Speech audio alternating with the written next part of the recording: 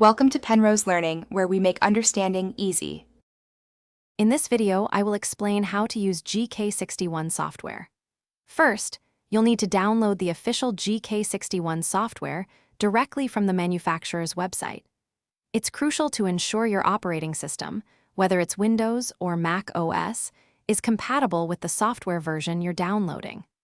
Once downloaded, connect your GK61 keyboard to your computer using the provided USB-C cable. This ensures a stable connection for the software to detect your device and begin the customization process. Next, let's dive into customizing your key bindings.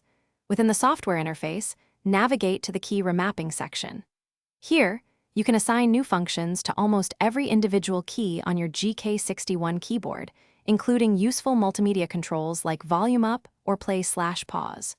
For advanced users, the software allows you to create and record complex macro sequences.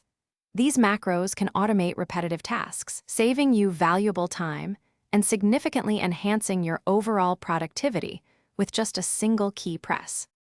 Now, let's illuminate your setup with personalized RGB lighting.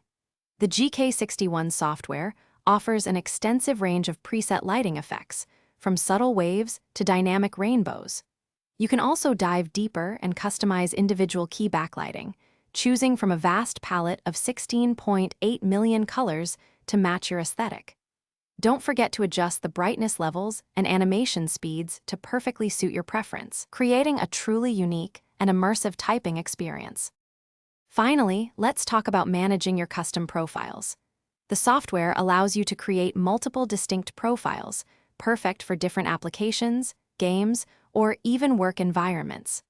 Once you've perfected your settings, you can save these personalized configurations directly to your keyboard's onboard memory. This means your custom layouts and lighting effects will travel with your keyboard, even when connected to a different computer. You can then switch between these profiles seamlessly using a designated hotkey. Thanks for watching. If this was helpful, leave a like and consider subscribing. See you next time.